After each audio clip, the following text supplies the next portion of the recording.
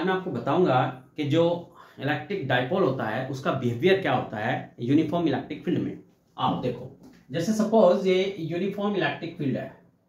Uniform electric field का मतलब होता है कि एवरी पॉइंट पर जो इलेक्ट्रिक फील्ड की वैल्यू है वो सेम है। ये यूनिफॉर्म इलेक्ट्रिक फील्ड है।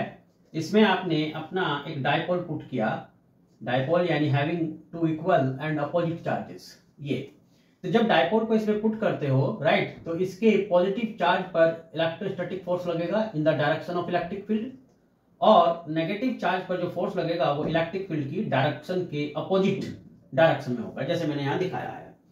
तो आप देख रहे हो ये जो टू फोर्सेस हैं इनका मैग्नीट्यूड इक्वल है। इनका मैग्नीट्यूड कितना है आपके पास? ये है QE। तो दोनों का मैग्नीट्यूड सेम है बट दोनों की डायरेक्शन अपोजिट है, तो इसलिए जो नेट फोर्स होगा वो कितना होगा? 0। अगर नेट फोर्स 0 है तो इसका मतलब क्या हो गया कि इसमें जो एक्सेलरेशन होगा वो कितना होगा? 0 होगा, क्योंकि जब नेट फोर्स ही नहीं होगा तो वेलोसिटी में चेंज नहीं होगा, इसलिए उसमें एक्सेलरेशन 0 होगा। दूसरी बात, अब यहां देख रहे हो कि भाई नेट फोर्स 0 है इसलिए इसमें लीनियर एक्सेलरेशन 0 है, लेकिन ये जो टू फोर्सेस है आप देख रहे हो, इस फोर्स की जो लाइन ऑफ एक्शन है वो ये है और इस फोर्स की जो लाइन ऑफ एक्शन है वो ये है, जो मैंने डॉटेड लाइन ड्रॉ की है। इन दोनों फोर्सेस की लाइन ऑफ एक्शन देख रहे हो ये पैरेलल है, इनके मैग्नीट्यूड इक्वल है, इनकी डायरेक्शन अपोजिट है। तो आप लोग क्लास 11th के रोटेशनल चैप्टर में पढ़े थे कि अगर two equal forces have the line of action parallel, have opposite directions, then they form a couple of force. Means एक टॉर्क इस डाइपोल पे काम करेगा, और ये टॉर्क क्या होता है? इसको रोटेट करेगा। जैसे ये देख रहे हो, एक फोर्स इधर लगा एक इधर लगा, तो इसको डाइपोल को रोटेट करेगा।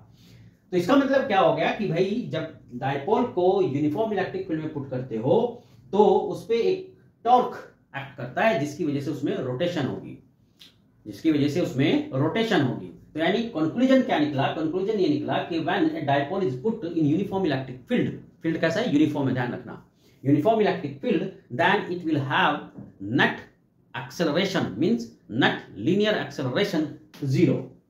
That is, it has no linear acceleration, right? But it experiences a torque because of which it has the rotation. That's why it will have the rotational acceleration. तो means इसमें rotational acceleration तो possible होगा, लेकिन इसमें linear acceleration 0 होगा। अब अगर इसी डाइपोल को हम नॉन यूनिफॉर्म इलेक्ट्रिक फील्ड में रख दें, यानी नॉन यूनिफॉर्म इलेक्ट्रिक फील्ड का मतलब है जहां फील्ड की वैल्यू वेरी कर रही है, तो उस केस में जो ये फोर्सेस होंगे ये इक्वल नहीं होंगे। फोर्सेस इक्वल नहीं होंगे तो इसमें जो है नेट फोर्स भी काम करेगा और इसमें लीनियर एक्सेलरेशन भी होगा और रोटेशनल एक्सेलरेशन भी होगा। तो यानी दोनों एक्सेलरेशन की पॉसिबिलिटीज इसमें होगी। ठीक है, तो क्या बताया? यूनिफॉर्म इलेक्ट्रिक फील्ड में net linear acceleration 0 but rotational acceleration होगा, लेकिन नॉन यूनिफॉर्म इलेक्ट्रिक फील्ड में लीनियर एक्सेलरेशन और रोटेशनल एक्सेलरेशन दोनों पॉसिबल हो सकते हैं। तो चलिए इस वीडियो को कैसी लगी इस पर कमेंट करके मुझे बताना, आपको इसमें और क्या चेंज चाहिए वो बताना, और चैनल को सब्सक्राइब जरूर करना। और कोई क्वेरीज हो तो कमेंट बॉक्स में मुझे बताना, मैं उस पर अलग से आपके लिए वीडियो बनाकर आपको दूंगा। अपना ध्यान रखना, आपका बहुत बहुत धन्यवाद।